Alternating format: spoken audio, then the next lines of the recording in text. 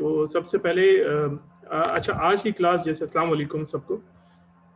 سب سے پہلے یہ ہے کہ آج کی کلاس جو ہے انشاءاللہ تعالیٰ جیسے کہ ہماری پرانی جو کلاسز تھیں اس میں ہم ٹاپکس پہ بات کر رہے تھے. ہم نے یہ بات کی تھی کہ اس پورے کورس کا اصل مقصد یہی ہے کہ ہم آپ میں جو پوٹینشیل ہے ہم اس کو اجاگر کریں اور آپ کو کوشش کر سکیں کہ آپ جو ہے نا دائی اللہ بن سکیں.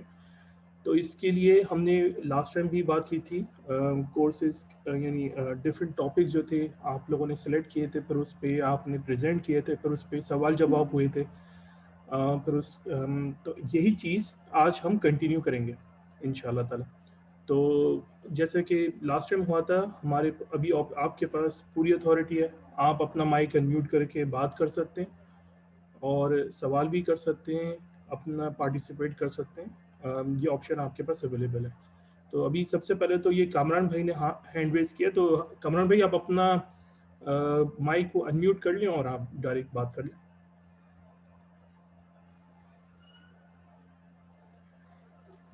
السلام علیکم. وعلیکم جی السلام وعلیکم ورحمۃ اللہ. آج یہ ایمان باللہ اور شرک کے حوالے سے جو ہے اس کی میں نے تیاری کی ہے, تو شروع کروں میں. جی شروع کیجیے. اعوذ باللہ من الشیطان الرجیم, بسم اللہ الرحمن الرحیم, ربی یسر ولا تعسر وتمم بالخیر. آج میں جو موضوع جس پہ بات کروں گا وہ ہے ایمان باللہ اور شرک. آپ کی ویڈیو بھی اگر آ جائے تو اچھی بات ہے. سوری آپ کو انٹرپٹ کیا, اگر تو ممکن. یہ آ رہا, you can not start your video because the host has stopped it.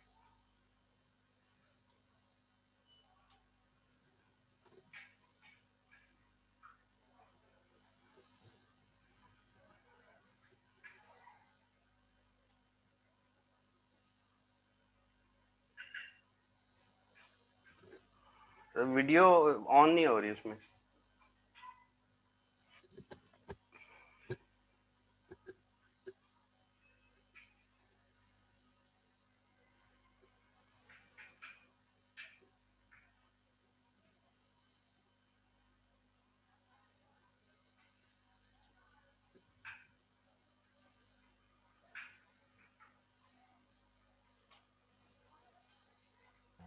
جی کامران بھائی اب ٹرائی کریں.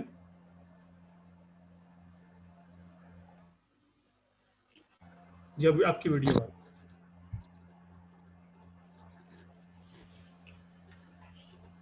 اعوذ باللہ من الشیطان الرجیم, بسم اللہ الرحمن الرحیم, ربی یسر ولا تعسر وتمم بالخیر. آج میں جس موضوع پر بات کروں گا وہ ہے ایمان باللہ اور شرک. اب اس میں جو ہے سب سے پہلے توحید کیا ہے. اب توحید صرف یہ نہیں ہے کہ اللہ تعالیٰ کو خالق, رازق یا مسبب الاسباب مان لیا جائے, کیونکہ یہ جو اس طرح کا اقرار تو مشرکین مکہ بھی کرتے تھے, جس طرح سورہ یونس کی آیت نمبر 31 میں اللہ تعالیٰ نے اس کو بیان فرمایا ہے. اب توحید جو ہے وہ اللہ تعالیٰ کو اس کی تمام صفات کے ساتھ ماننے کا نام ہے. اب ہم ایک عربی کی عبارت ہے جس کو یاد کرتے ہیں, ایمان مجبل ہے, جو جس کا ترجمہ ہے کہ میں ایمان لایا اللہ پر اور اس کے تمام اسماء حسنہ اور صفات کے حوالے سے, اور میں نے اس کے تمام احکامات قبول کے زبان کی گواہی سے اور دل سے تصدیق کرتے ہوئے. تو شرک اب جو ہے وہ توحید کی ضد ہے. اگر ہم شرک کو سمجھ لیں تو توحید کو سمجھنا ہمارے لیے آسان ہو جائے گا. اب شرک کو اللہ تعالیٰ کبھی معاف نہیں کرے گا. سورہ نساء کی جو 2 آیتیں ہیں 48 اور 116 میں اللہ تعالیٰ نے بیان فرمایا کہ وہ شرک کو معاف نہیں کرے گا, اس کے علاوہ اور جتنے بھی گناہ ہیں اگر اللہ چاہے تو ان کو معاف کر دے گا. شرک ایک ناقابل معافی جرم ہے, اور اگر کوئی شخص اس دنیا سے حالت شرک میں چلا جاتا ہے تو اس کے لیے جنت میں داخلہ ممکن نہیں ہوگا. ہاں اگر جو توبہ کر لے تو اس توبہ سے تو جو ہے وہ شرک اور کفر بلکہ تمام گناہ جو ہیں وہ معاف ہو جاتے ہیں. پھر اس کے بعد ہے شرک کی اقسام. تو شرک کی جو ہے جو مین اقسام وہ دو ہیں، ایک شرک فی العقیدہ ہے اور ایک شرک فی العمل ہے۔ شرک فی العقیدہ یہ ہے کہ کوئی اپنے عقیدے یا نظریے میں اللہ تعالیٰ کی ذات یا صفات میں کسی کو شریک کرے، اور ایسے شرک کو شرک اکبر بھی کہتے ہیں، اور اس شرک کو اللہ تعالیٰ کبھی نہیں بخشے گا، اور اس کا جو ارتکاب کرے گا وہ ہمیشہ ہمیشہ کے لیے جہنم میں چلا جائے گا۔ اس کے علاوہ جو دوسری قسم ہے وہ شرک فی العمل ہے، کہ کسی کے عقیدے میں تو شرک نہ، اللہ تعالیٰ کی ذات و صفات میں وہ کسی کو شریک نہ بناتا ہو، پر اس کے جو عمل ہیں اس میں شرک کی آمیزش ہو۔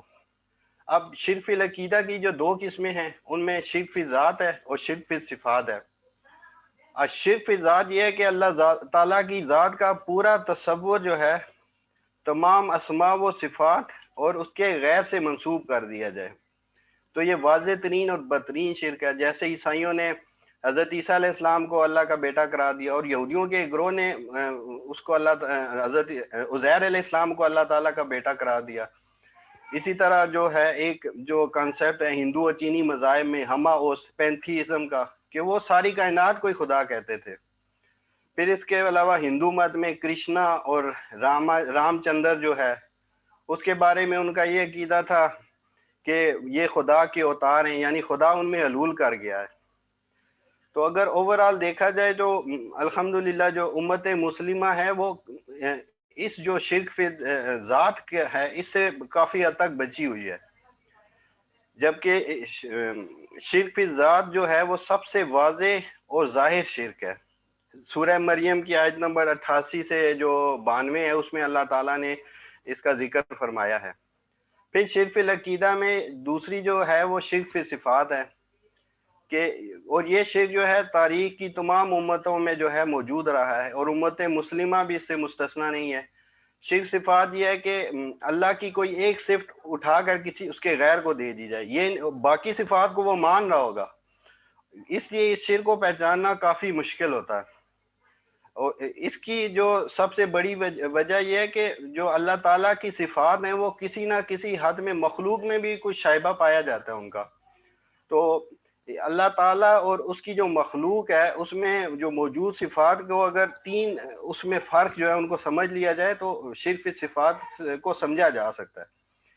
پہلی یہ ہے کہ اللہ کی جو صفات ہیں وہ اس کی ذاتی ہیں، جبکہ جو مخلوق کی جو ہیں وہ عطائی ہیں، اللہ کی عطا کی ہوئی ہیں، اور اللہ کی صفات جو ہیں لامحدود ہیں، اور مخلوق کی جو صفات ہیں وہ محدود ہیں، اور اللہ کی صفات جو ہے ہمیشہ سے ہیں اور ہمیشہ رہیں گی، جبکہ مخلوق کی صفات نہ ہمیشہ سے ہیں اور نہ ہمیشہ رہیں گی۔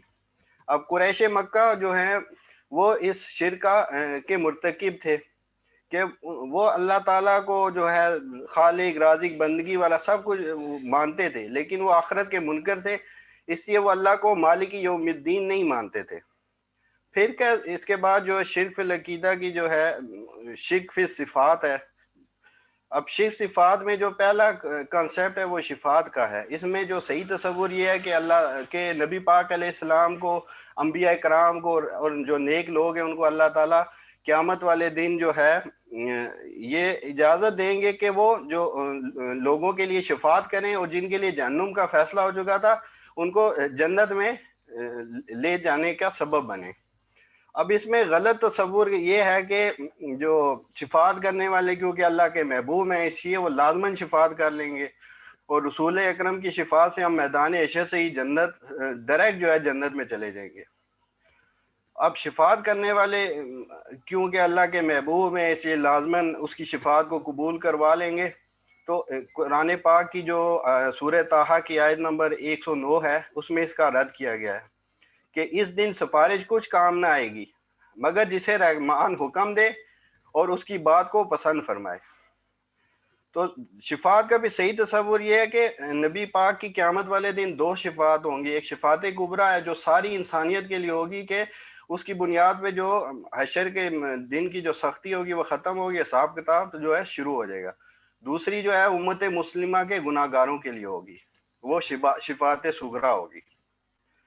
اب شرک فی صفات میں جو ایک ہے استعانت، یعنی کہ استعانت کا تصور یہ ہے کہ صرف اللہ ہی کو مشکل کشا، حاجت روا یہ اور مسبب الاسباب سمجھ کر اسے ہی مدد کے لیے پکارا جائے۔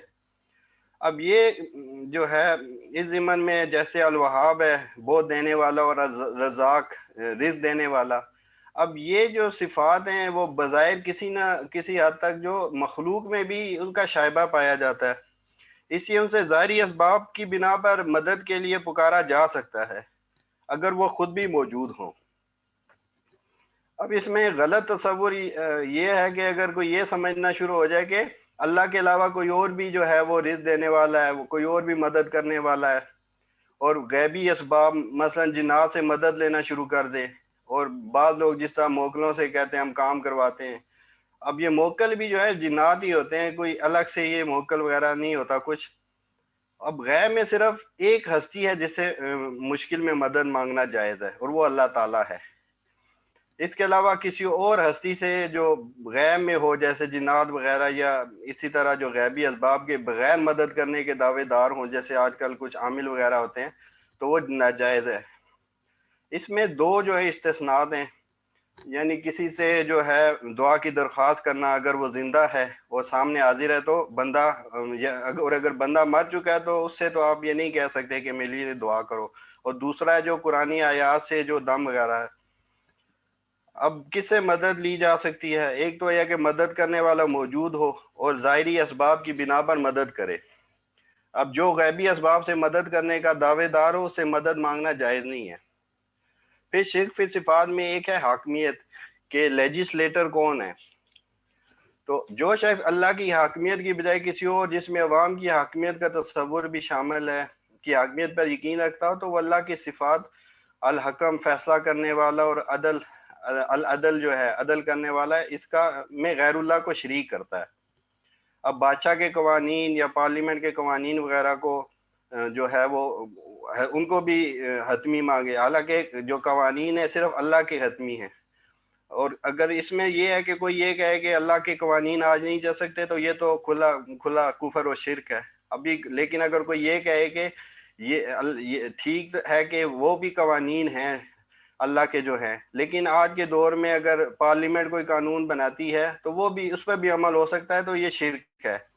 اور اسی طرح اگر کوئی شخص یہ عقیدہ رکھتا ہے کہ بہتر تو یہ ہے کہ اللہ کے قوانین ہی نافذ ہو، لیکن یہ جو ہم قوانین جن پہ عمل کر رہے ہیں ان سے بھی گزارا ہو سکتا ہے، تو یہ بھی شرک ہے۔ پھر شرک فی صفات میں ایک جو اس کی جو سب کیٹیگری ہے وہ علم ہے، کہ بعض لوگ انبیاء و رسل کے ساتھ جو عالم غیب کی صفت منسوب کر دیتے ہیں، اور بعض لوگ اولیاء وغیرہ اور ائمہ کو جو ہے وہ علم غیب کا حامل مانتے ہیں۔ تو جو سورہ جن کی آیت نمبر 26 سے جو 27 ہے، اس میں جو علم غیب کلی کی جو ہے نفی کی گئی ہے۔ پھر اس کے بعد ہے جو شرک کی جو دوسری جو قسم ہے، شرک فی العمل، جسے شرک فی الحقوق بھی کہتے ہیں۔ شرک فی الحقوق یہ ہے کہ کوئی چاہے اللہ کو اسماء و صفات کے ساتھ مانتا ہو، لیکن جو اس کے حقوق ہیں ان کو ادا کرنے کی بجائے اس کی جگہ اس کے غیر کے حقوق کو ترجیح دے۔ اس شرک کو شرک اصغر بھی کہتے ہیں۔ اب اس کی کچھ شکلیں ہیں، جس میں ایک ہے شرک فی العبادہ، جیسے کوئی شخص نماز پڑھ رہا ہو اور اس کے عقیدہ بھی یہی ہو کہ نماز صرف اللہ کے لیے ہے، پڑھنی چاہیے، اور اللہ کے حضور ہی کھڑا ہونے کی نیت بھی ہو، لیکن نماز کے بیچ میں اسے خیال آ جائے کہ میں اگر سجدہ لمبا کر دوں تو لوگ مجھے متقی کہیں گے، تو اب یہ سجدے میں اضافہ جو اس نے اللہ کے لیے نہیں کیا بلکہ لوگوں کے لیے کیا ہے، جبکہ عبادت صرف اللہ کا حق ہے۔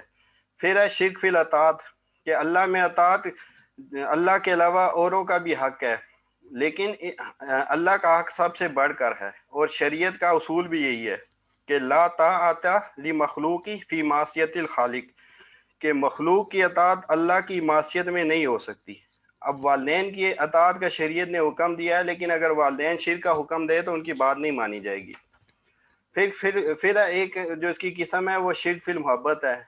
اب یہ اللہ کا حق ہے کہ سب سے زیادہ اس کی محبت کی جائے، لیکن یہ ایک بشری تقاضا ہے کہ اللہ کے علاوہ بھی کسی دوسرے سے محبت ہو سکتی ہے، لیکن اللہ کی محبت جو ہے وہ سب سے زیادہ ہونی چاہیے۔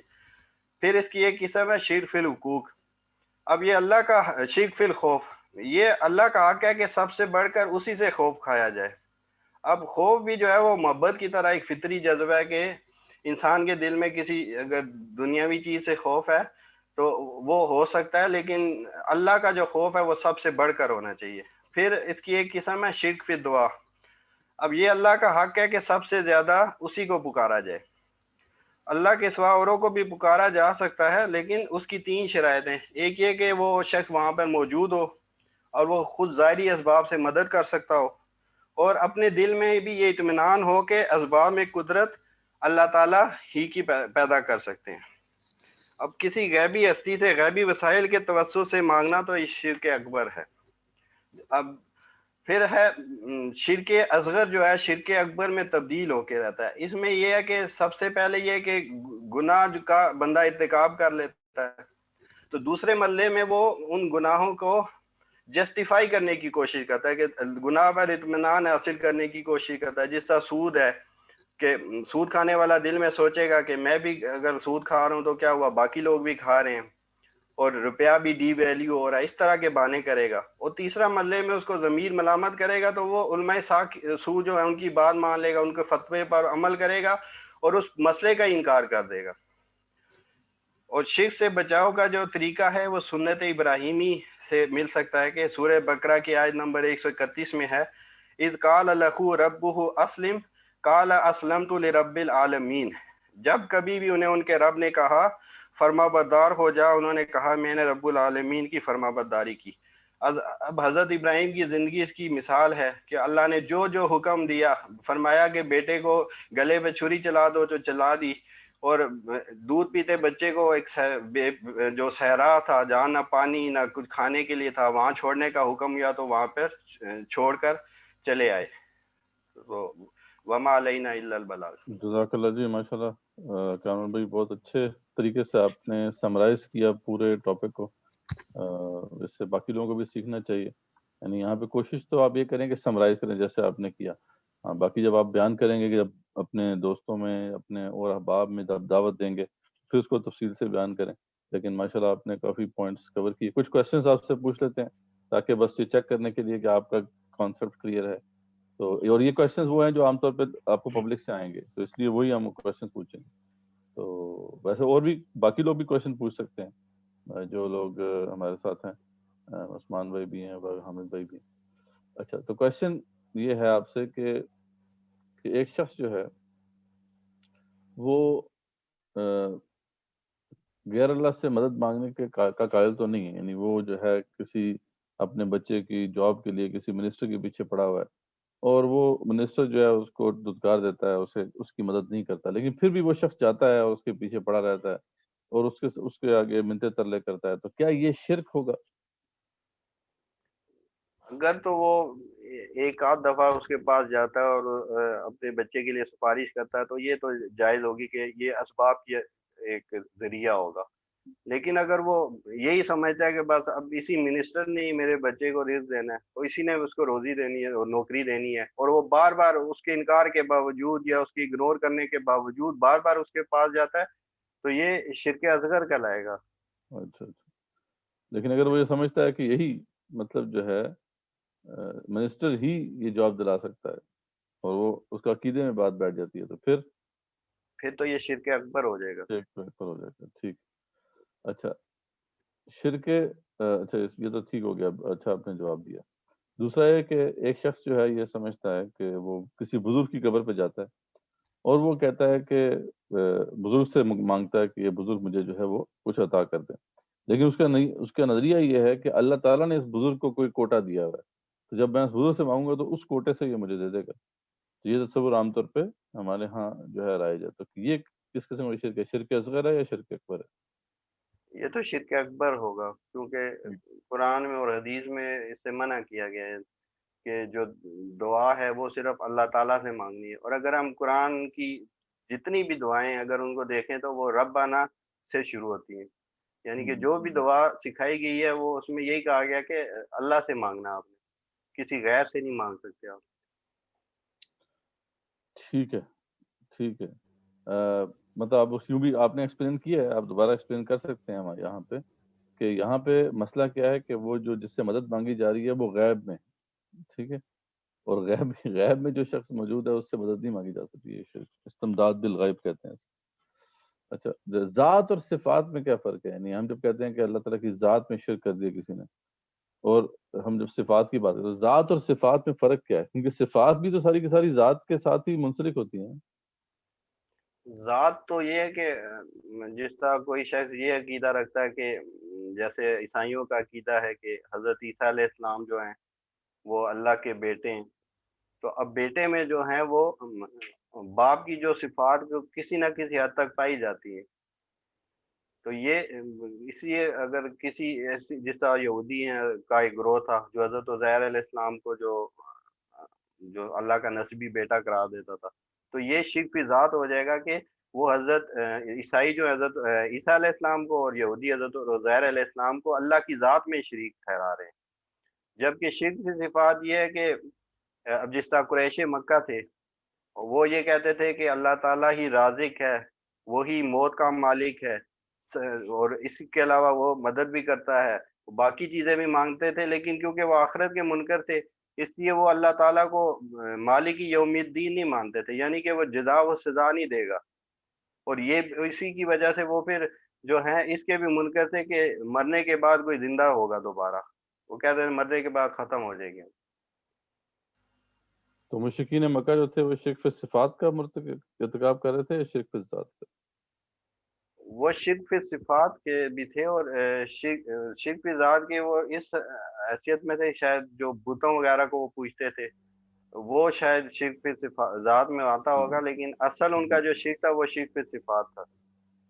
بتوں کو بھی دیکھ لینا کہ وہ شرک فی ذات نہیں تھا، کیونکہ بتوں کو بھی وہ کہتے تھے کہ یہ شفاعت کریں گے نا، یعنی بتوں کو بھی وہ ذات نہیں مانتے، ذات تو اللہ کو ہی مانتے تھے، لیکن بتوں کے بارے میں ان کا عقیدہ یہ تھا کہ یہ ان کی شفاعت کریں گے. ہؤلاء شفاعنا عند اللہ، ٹھیک ہے، وہ بھی صفات کے اندر ہی آتا ہے، ذات کا نہیں. ٹھیک ہے، ذات کے لیے مدثر بھائی جیسے کہ وہ کہا کرتے تھے نعوذ باللہ کہ فرشتے جو ہیں وہ اللہ کی بیٹیاں ہیں، تو یہ ایک انہوں نے ذات میں انہوں نے کی تھی. ہاں یہ بات، اگر یہ بات کی کوئی ہے تو پھر اسے ہم کہہ سکتے ہیں ذات، ان کی بیٹیاں جب کہہ دی تو پھر ظاہری بات ہے اس میں وہ ذاتی معاملہ آ جاتا ہے. اور ایک شخص جو ہے وہ اگر یہ نظریہ رکھتا ہے کہ میں تو وہی کروں گا جو میرا دل چاہے گا، میرا دل جو فیصلہ دے گا وہی حتمی فیصلہ ہے، تو ایسا شخص جو ہے وہ شرک فی ذات، شرک فی صفات کا ارتکاب کر رہا ہے یا شرک فی الحقوق کا، یعنی شرک اصغر ہے یا شرک اکبر؟ یہ شرک اکبر ہوگا، ٹھیک ہے، کیونکہ وہ اپنے نفس کو جو ہے نا وہ سب سے اوپر رکھ رہا ہے، اللہ تعالیٰ کی ذات سے بھی اوپر رکھ رہا ہے. مطلب اگر تو وہ یہ مانتا نہیں ہے عقیدی طور پہ لیکن کر ایسا رہا ہے تو پھر وہ عمل کے اندر ہوگا، پھر اصغر ہوگا. ٹھیک ہے، جزاک اللہ جی. کامل بھائی بہت اچھا آپ نے کیا اور آپ کی کانسیپٹس کلیئر ہیں، تو میرے خیال میں یہ ٹاپک آپ کا کسی حد تک پاس ہے، آپ اس کو آگے ڈلیور کرنا شروع کر سکتے ہیں، اگلا ٹاپک پہ آپ اب جا سکتے ہیں. ٹھیک ہے، جزاک اللہ خیر. چلو نیکسٹ جو ہے، اچھا نیکسٹ کون ہے؟ ہمارے پاس عثمان ہے اور ہمارے پاس حامد صاحب ہیں. جی عثمان بھائی آپ دینا چاہیں گے ٹاپک؟ آپ اپنا مائک انمیوٹ کر لیں، آپ کے پاس فل کنٹرول ہے.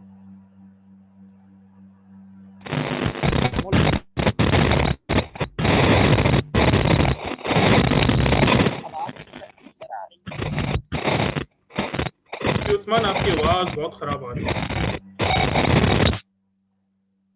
اب ابھی بیچ میں ٹھیک ہوئی تھی، پھر اس کے بعد پھر خراب ہو گئی.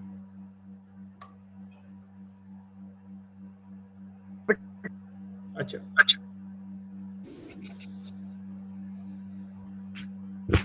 چلو جی جی عثمان آواز آ رہی ہے؟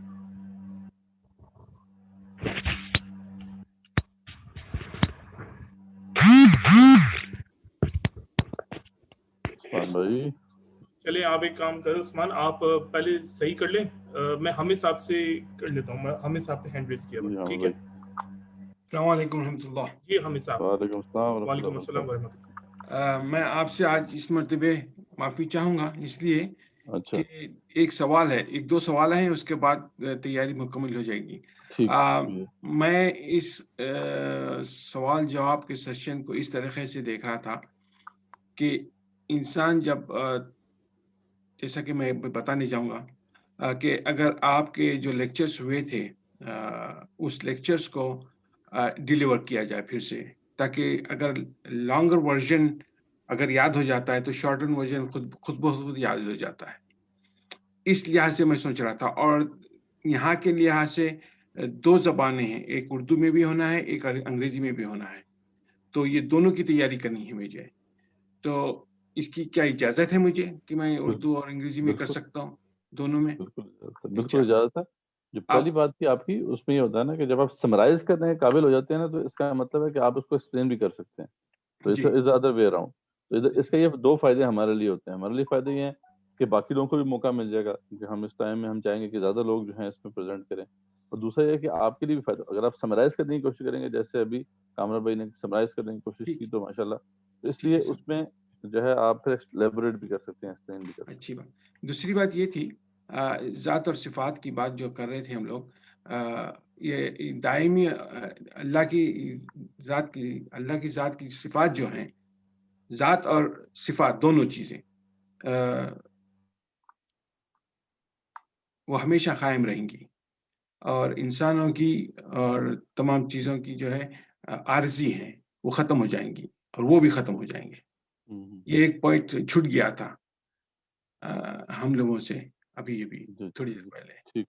तो ये बातें इस ये बहुत अहम है मेरे लिहाज से, कि ये छोटी-छोटी बातें जो है वो भूल जाते हैं इंसान सही समराइज़ बात, करने में, सही और बात। फिर ठीक, जज़ाकल्लाह। वो किसी 22 लोग जो बैठे हुए हैं मजमुए में, उनको खटकती है ये बात, सही। और ये जब खटकेगी तो वो कहेंगे कि ये तो अभी बच्चा है, और हुँ, वो अपने जानने वालों को यही, यानी कि न्यूज़पेपर में तो नहीं आएगा, ज़बान से कान, कान से ज़बान, एक तरफ से दूसरी तरफ आखिर में जाके वो जाहिल हो जाता है।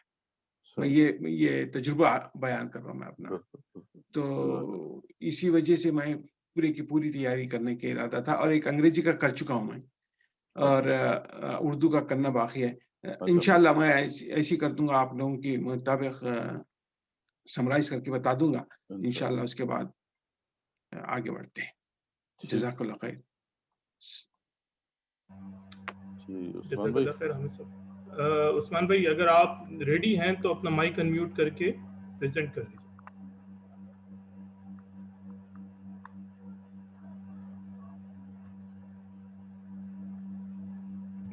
अस्सलाम वालेकुम सर।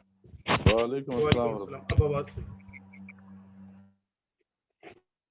सर मैंने एक प्रेजेंटेशन पिछला जो हमारा लेक्चर हुआ था उसमें भी मैंने दी थी। अच्छा, माशाअल्लाह। तो फिलहाल मेरे मतलब एग्ज़ाम चल रहे हैं। आज भी मेरा अच्छा, फाइनल था 5th सेमेस्टर का ना एग्ज़ाम। अच्छा, अच्छा।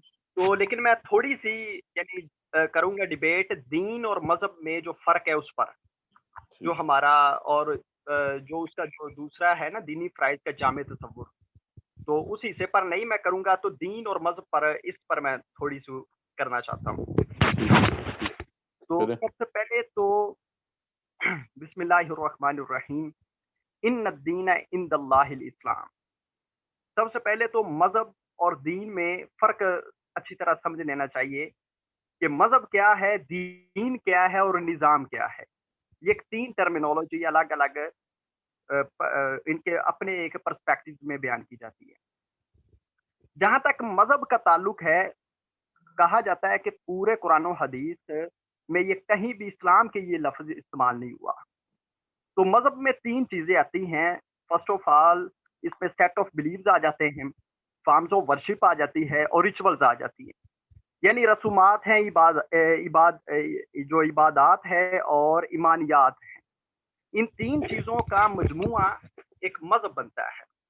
जैसे आज हम ईसाइयत अगर मज़हब को देखते हैं, या बुद्धिज़्म को देख लेते हैं, या हिंदू धर्म को देख लेते हैं, किसी भी मज़हब को देखते हैं, तो वो बेसिकली मज़हब ही है। यानी उसमें कुछ अकायद होंगे, या उसमें कुछ रसूमात होंगी, या उसके बाद इबादात का कॉन्सेप्ट होगा। और दूसरी तरफ जो दुनिया में राइज निज़ाम है, जैसे कैपिटलिज़्म है, सोशलिज़्म है, या डेमोक्रेसी वगैरह इसकी आगे इसकी यानी मटीरियलिज़्म पर जो बेस करते हैं सारे निज़ाम।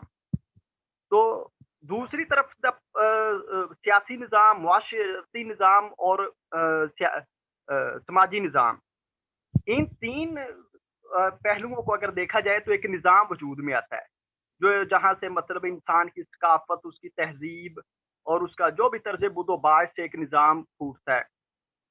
لیکن اسلام کی اگر ہم ڈیفینیشن دیکھیں گے تو اسلام میں اس میں جو ایک مذہب کی جس میں جو تین چیزیں شامل ہیں، یعنی ایمانیات ہے، عبادات ہے اور رسومات ہے، وہ بھی شامل ہے. اور اس کے علاوہ جو اپنا اسلام کا ایک پولیٹیکل سوشو اکنامک سسٹم بھی یہ اپنا رکھتا ہے.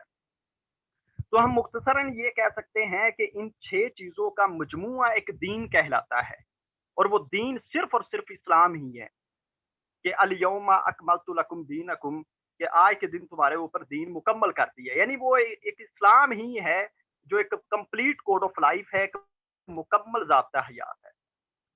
تو اب اس کی ہسٹوریکل اگر ہم بیک گراؤنڈ دیکھتے ہیں کہ اصل میں جتنے بھی پیغمبر آئے ہیں وہ ایک پورے انہوں نے کل دین کی دعوت دی ہے، لیکن with the passage of time gradually اس کی جو امت اس کے ماننے والے تھے وہ پرورٹیڈ ہوتا رہا، وہ جو اصل دین کا جو کنسیپٹ تھا. تو جہاں سے وہ پھر ہٹتے یا سکڑتے وہ دین ایک جو بہت پوری زندگی پر چھایا ہوا تھا، زندگی کے ہر پہلو پر وہ رہنمائی کرتا تھا، وہ ایک مذہب بن گیا. جیسے عیسائیت ہے یا یہودیت ہے، تو حضرت موسیٰ علیہ السلام آئے ہیں تو انہوں نے پورے کل دین کی دعوت دی ہے. حضرت یسوع مسیح علیہ السلام آئے ہیں تو انہوں نے بھی پوری دین کی دعوت دی ہے. لیکن اس کے بعد پھر وہ ایک صرف سکڑتا ایک مذہب کا کنسیپٹ بن کے رہ گیا. پھر جو پیغمبر آتے تھے وہ ظاہر بات ہے وہ افسیر نو وہ کنسیپٹ دوبارہ تازہ کرتے تھے. یہی پیغمبروں کی دعوت تو ایک ہی تھی حضرت آدم علیہ السلام سے، جو لے کر حضور صلی اللہ علیہ وسلم پایا تکمیل کو پہنچی ہے. تو دعوت تو بیسیکلی کنسیپٹ بھی ایک ہی تھا. تو اس میں ہسٹوریکل اگر بیک گراؤنڈ دیکھیں تو جو یورپ میں یا مغرب میں جو دو ریفارمیشن اور رینائسنس آف موومنٹ جو چلی ہیں، اور جو سیکولرزم کی جب بنیاد جس بندے نے رکھی ہے وہ مارٹن لوتھر کنگ صاحب ہیں، کہ انہوں نے ظاہر بات ہے کہ یورپ میں ایک طویل وہ ڈارک ایجز سے گزرا تھا، ایک بہت لمبے عرصے کے لیے وہاں پر فلسفہ اور سائنس پڑھنا انہوں نے ممنوع قرار دیا ہوا تھا. تو وہ جیسے ایک ان کی جو پپائیت ہے وہ چھائی ہوئی تھی ان پر، انہوں نے پورا فلسفہ اور سائنس کو پڑھنا حرام قرار دیا تھا. تو اندر ہی اندر جو جیسے وہ ریئیکشن پیدا ہو رہا تھا ان کے خلاف، تو یہ مطلب مذہب کے خلاف ایک نفرت پیدا ہو رہی تھی. تو ریفارمیشن پھر موومنٹ تو جو ایک فل فلیجڈ وار تھی ان چرچ کے خلاف، تو پھر اس نے مارٹن لوتھر نے کنسیپٹ دیا تھا کہ 2 کنگڈم کا، کہ ایک آسمانی طاقت ہے یا آسمانی جنت ہے جو پروگرام اللہ تعالیٰ خود ہی ڈیزائن کرتا ہے اس یونیورس کے، اور ایک یہ زمینی ہے. اس پر اللہ تعالیٰ نے اختیار دیا ہوا اپنے بندوں کو کہ وہ اپنے خود سوچ بچار کر کے، اپنا تعقل کر کے وہ خود اپنی زندگی کو ڈیزائن کریں، ان کے لیے قوانین بنائیں. تو یہ سیکولرزم کی جہاں بنیاد ڈلی ہے. تو لیکن اسلام اس کنسیپٹ کے ظاہر بات ہے بالکل خلاف ہے. اسلام ایک مکمل کمپلیٹ کوڈ آف لائف ہے کہ وہ آپ کی ایمانیات میں، آپ کے عبادات میں، آپ کی رسومات میں، اور وہاں سے وہ کنسیپٹ اٹھتا ہے پھر the socio political economic system تک جاتا ہے. اب اس میں ہم تھوڑی سی یہ دیکھ لیتے ہیں کہ جو سوشلزم ہے، جیسے ڈیموکریسی ہے، جمہوریت ہے، اس میں جو حاکمیت ہے وہ عوام کی ہے. لیکن اسلام میں کیا ہے کہ جو حاکمیت ہے وہ اللہ تعالیٰ کی ہے، یعنی ان الحکم الا للہ، کہ سروری زیبا فقط اس ذات بے ہمتا کو ہے، حکمراں ہے کہ وہی باقی بتانے آزری. تو جو جب اکنامک سسٹم ہم دیکھتے ہیں تو اس میں جو سرمایہ ہے، کیپٹل ہے، اس کی اب کیپٹلسٹک نظام میں وہ ایک فرد مالک بن جاتا ہے، اور کمیونزم میں، سوشلزم میں اسی کیپٹل کا ایک اسٹیٹ اس کی بالکل مالک بن جاتی ہے. لیکن اسلام کا اصل جو کنسیپٹ ہے وہ شیخ سعدی رحمۃ اللہ علیہ کے جو شعر ہے کہ ای مانت چند روزہ نزد ماست، در حقیقت ہر شے مال کے خدا، کہ یہ چند روزہ زندگی ہے، اس میں جو کچھ بھی تمہیں دیا گیا یہ ایک امانت کے طور پر دیا گیا ہے، تاکہ تم اس کو اللہ تعالیٰ کی اس دی گئی نعمتوں سے اچھی طرح فائدہ اٹھاؤ. اور اس کا حق ادا کرو.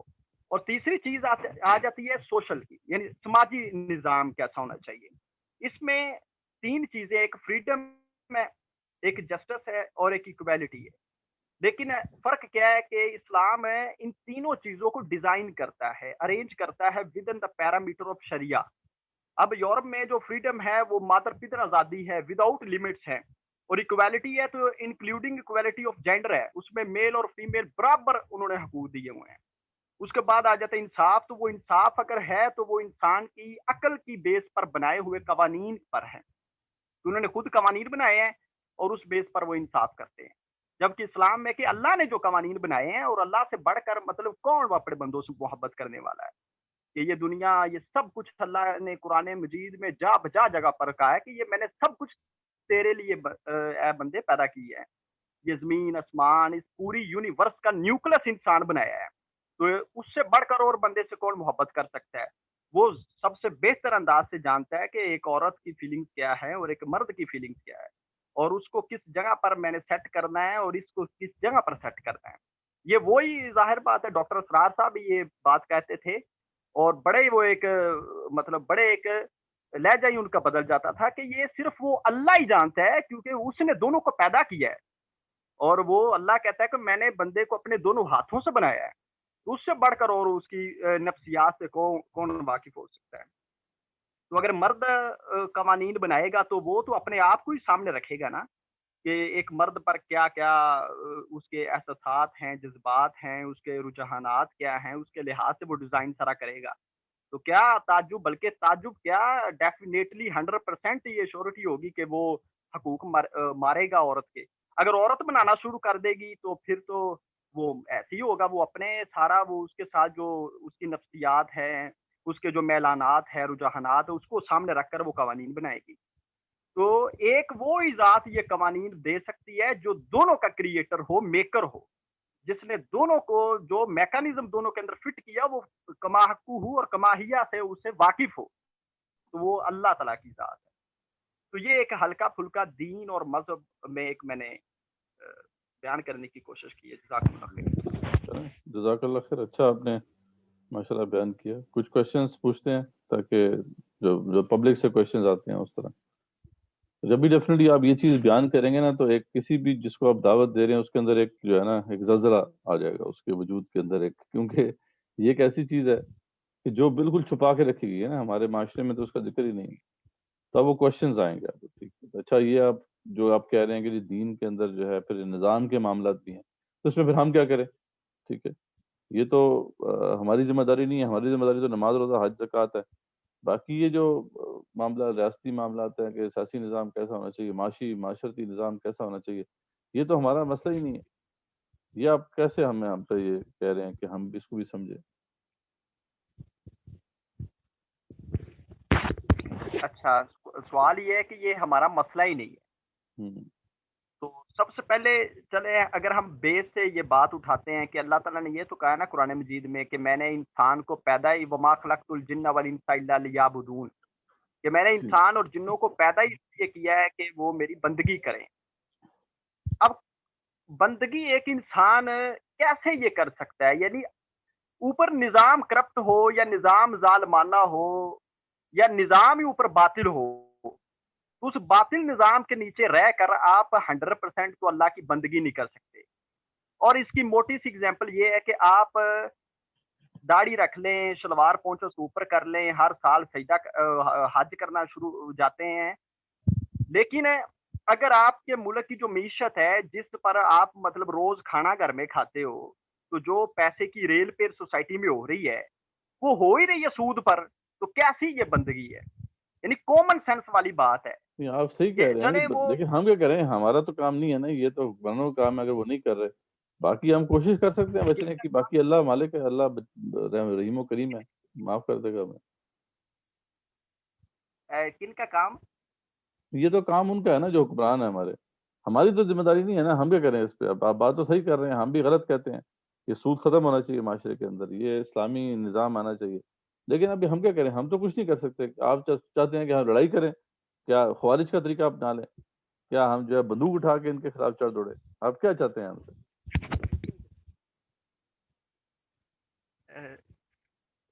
یہ جو باتیں ہیں کہ ان کے خلاف پھر یعنی اللہ کا نظام ہم نے لانا ہے تو پھر کیا کریں؟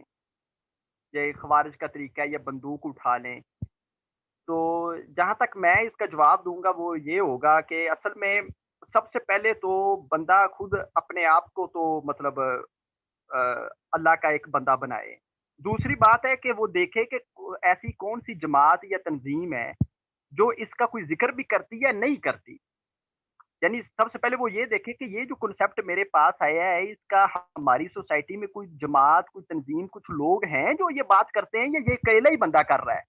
تو اگر اس کو مل جاتی ہے کہ نہیں بھائی اس پر کام کچھ ہوا ہے، کچھ عظیم لوگ گزرے ہیں جنہوں نے اس پر یہ کنسیپٹ اجاگر کرنے کی کوشش کی ہے اور انہوں نے اپنے پیچھے ایک جماعت بھی چھوڑی ہے، تو پھر وہ جماعت کے لحاظ سے کہ یار آپ کا کیا میتھڈولوجی ہے، آپ کس طرح سے اس نظام کو لائیں گے، اور اس کے لیے پھر اپنی انسان پر کوشش اور جدوجہد اس نے کرنی اس پر لگائیں گے. تو وہ تو ایک پھر لمبی ڈبیٹ نہ ہو جائے گی سر کہ ہم کیا کر سکتے ہیں. ہم تو یہی یہ تو دیکھیں نا، یہ تو چلتا نہیں میں یہ نہیں کہتا. ہاں جی جی نہیں جماعتیں نہیں جوائن کرنے کا میں کہہ رہا ہوں.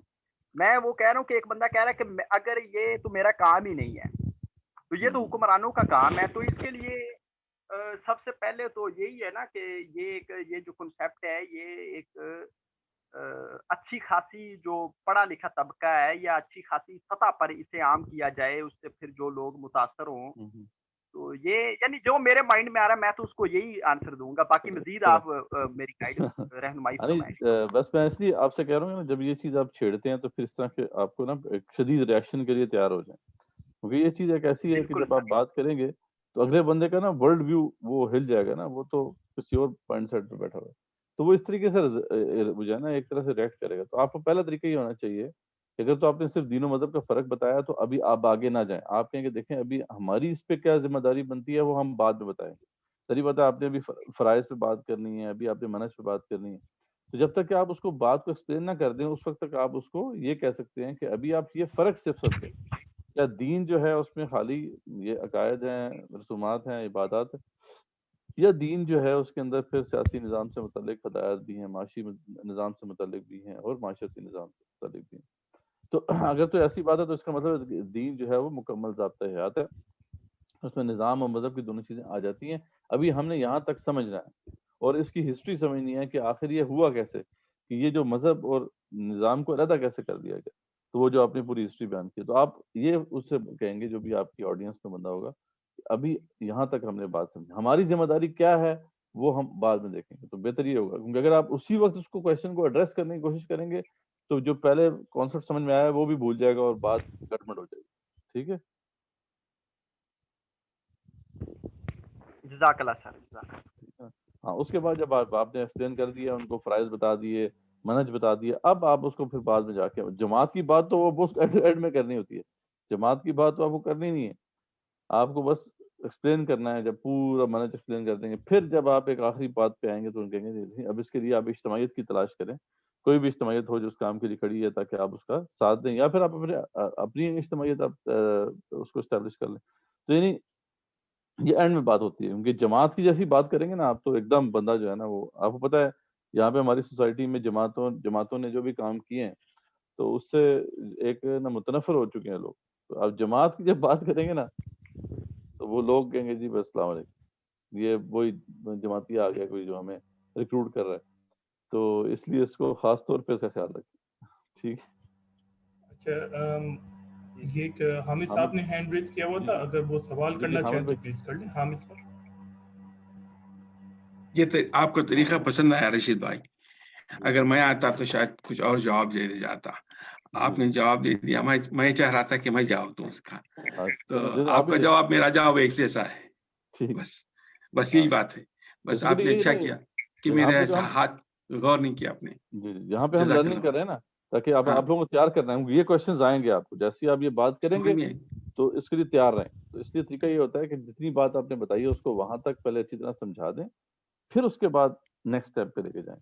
کیونکہ یہاں سے بڑا ٹرکی معاملہ ہے. نہیں، دین و مذہب کا فرق جب آپ بیان کر دیتے ہیں اور پھر آگے فرائض بیان کرتے ہیں تو یہ اتنا آسان نہیں ہے کسی بھی شخص کو آپ یہ بات جب بیان کریں گے نا آج کے سوسائٹی کے اندر، تو وہ ریئیکٹ کرے گا، وہ کوشش کرے گا کہ وہ بھاگے ادھر سے، کیونکہ آپ نے تو اس کو ہلا کے رکھ دیا نا. آپ تو اسے کہہ رہے ہیں کہ بھائی جو اس کا تصور دین ہے وہ مکمل نہیں ہے، اور وہ تو اپنے طور پہ تو جنت کے ٹریک پہ چڑھا ہوا تھا، جی آپ نے اس کو ٹریک سے اتار دیا.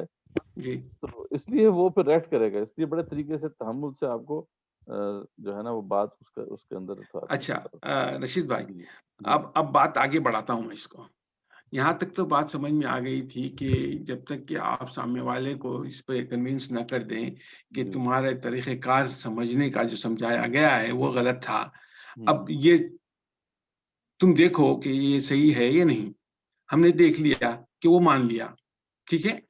اب مشکل یہ ہو گئی ہے ہمارے پاس، خاص کر مسلمانوں میں، کہ آپ ڈاکٹر اسرار احمد کو پڑھا رہے ہیں، ایک اقبال کو پڑھا رہے ہیں، ایک مولانا کیا نام تھا ان کا اپنے جو بھی جو تنظیم، مودودی صاحب کو پڑھا رہے ہیں. مگر یہ سب سمجھتے ہیں، یہ تو وہ اقبال کا جو بات تھی رحمۃ اللہ علیہ کی، اور کئی مودودی صاحب کی یہ بات تھی کہ اگر کوئی سمجھتا ہے کہ تم اگر سب جانتے ہو اور سامنے والا غلط ہے، تم تو بالکل غلط ہو، اور ہمارا اسلام ہمارا ہے، تمہارا اسلام تمہارا نہیں ہے. یہ بات بڑی غلط ہو جاتی ہے. یہ بات نہیں سمجھ پا رہی قوم. اور جتنے بھی عالموں سے بات ہوتی ہے، جتنے بھی لوگوں سے بات ہوتی ہے، یہ اپنے اپنے دائرے کو وہ اپنا صحیح اسلام سمجھا ہوا ہے. حالانکہ تمام دائرے اس میں بھی بڑھ جا سکتے ہیں. یہ چھوٹی چھوٹی جماعتوں کی بات کر رہا ہوں میں. اب مشکل یہ ہو جاتی کہ وہاں بھی جناب مدینہ سے یونیورسٹی سے فارغ البال ہیں اور وہاں کی سرٹیفکیٹ رکھتے ہیں، اور جناب وہ بہترین لیکچرر ہیں، وہ بہترین لیکچرر ہیں. بھائی عملی طور پہ تو قائم دین کہیں بھی نہیں ہو رہا. سوال یہاں پہ آ رہا ہے میرا سوال یہاں پہ آ جائے گا اب ایک دم، کیونکہ یہ باتیں ہم سمجھ چکے. اگر آج میں بغیر تیاری کی بیٹھ جاتا تو یہ چھوٹی چھوٹی باتیں میں سمجھ گیا اور سمجھا دیتا. اب اس کو دوسری طرف سے میں سمجھانے اگر بیٹھوں میں تو ایسا کہوں گا کہ ایک انسان کی جو ہے زندگی جب شروع ہوتی ہے وہ اکیلا ہوتا ہے، جب بیوی آ جاتی ہے تو دو ہوتے ہیں. اب یہ دونوں مل کے ایک یونٹ ہو جاتا ہے. جب یہ ایک یونٹ ہو جاتا ہے تو اس کے 6 ڈپارٹمنٹس ہو جاتے ہیں. ایک 6 ڈپارٹمنٹ اس طریقے سے ہوتے ہیں کہ لڑکے کے والدین بھی آ جاتے ہیں اس میں، اس کا پورا خاندان آ جاتا ہے، لڑکی کے والدین بھی آ جاتے ہیں. ان تمام کو چاہیے کہ وہ اصولوں پہ پابندی کرے جو اللہ نے احکامات دیے ہیں، جس کو دین کہتے ہیں. وہ رسومات پہ نہیں، جن کو دین نہیں کہا جاتا. اسی طریقے سے اب یہ آگے بڑھتے ہیں، ان کے دوست احباب ہوتے ہیں، ان کے بچے ہوتے ہیں. اس طریقے سے ایک گروپ بنتا ہے. ان کے دوست احباب رشتے ایک 3 ہو گئے. یہ 3 لوگوں کو چاہیے کہ دین کو سمجھے، دین کیا ہے اس مذہب کو چھوڑ کے دین کو سمجھے. بات مختصر ہو گئی. جب آپ دین سمجھ جائیں گے کیا ہے کہ اللہ کی ذات کیا ہے، اللہ کے رسول کیا ہیں، اللہ کی طریقہ کار کیا تھا قرآن کو بھیجنے کا، ان لوگوں کا طریقہ کیا تھا جو آدم علیہ السلام سے یہودی تک یا عیسیٰ علیہ السلام تک آئے تھے، اس کے بعد حضرت صلی اللہ علیہ وسلم آئے. یہ تمام طریقے اگر آپ کو معلوم ہیں، ٹھیک ہے، نہیں ہے تو ہم آپ کو سکھائیں گے. اگر ہیں تو آئیے ہم بات کرتے ہیں. اس کے بعد آپ کا 3 حصے یہ ہو گئے. ایک تو یہ ہو گیا کہ آپ کی فیملی ہو گئی، ایک تو یہ ہو گیا کہ آپ کے دوست ہو گئے، ایک یہ ہو گیا کہ وہ معاشرہ ہو گیا جو آپ جس میں بلے پڑے ہیں. یہ تمام چیزیں اگر صحیح ہیں تو آپ کو کچھ کرنے کی ضرورت نہیں ہے. اس میں اور تقویت پہنچانے کے لیے ان کی مدد کرنی چاہیے. یا ایھا الذین آمنوا انفقوا مما رزقناکم من قبل ان یأتی لا بیع فیہ ولا خلۃ ولا شفاعۃ.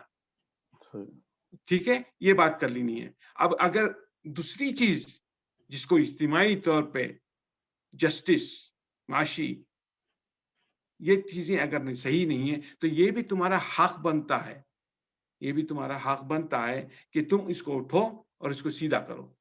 جہاں پہ تمہیں کمزور انسان کو کمزور ہوتا ہوا دیکھ رہے ہیں، دولت مند کو دولت مند ہوتا ہوا دیکھ رہے ہیں، بے انصافی دیکھ رہے ہیں، تمہارے حقوق مارے جا رہے ہیں، تو اٹھو پھر. یہی تو نبیوں نے بتایا تھا، یہی تو وہی بات ختم ہو جاتی ہے.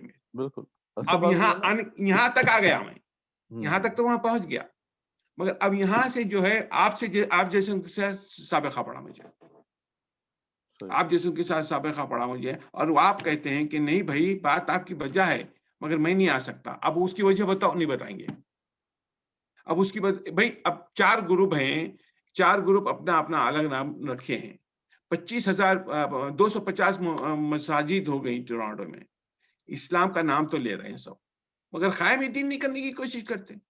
अब कायम दीन करने के लिए कुछ करो भाई, तो बोले नहीं हमारे वो अपने क्योंकि वो जो बातें हैं ना, कहीं उससे मदद ले लिए, गवर्नमेंट से ले लिए, कहीं किसी साहिब दौलत से मदद ले लिए, उसकी जिसको खड़ा किया मस्जिद के तौर पे, ये डोमेन बन गया उनका। इस डोमेन में से निकालना सिखाइए मुझे, इस डोमेन में से कैसे निकालेंगे लोगों को आप? हाँ, बात ये है कि देखें, आप सही कह रहे हैं कि इस तरह तो आप पॉकेट्स बनी हुई हैं, लोगों ने अपने अपने सिस्टर चलाए हुए हैं। आपका काम क्या है बतौर दाई अल्लाह के कि आप ये बात अच्छे तरीके से एक शख्स को समझाएं, जैसे हमने आप तक बात समझाई पूरी ईमानियात।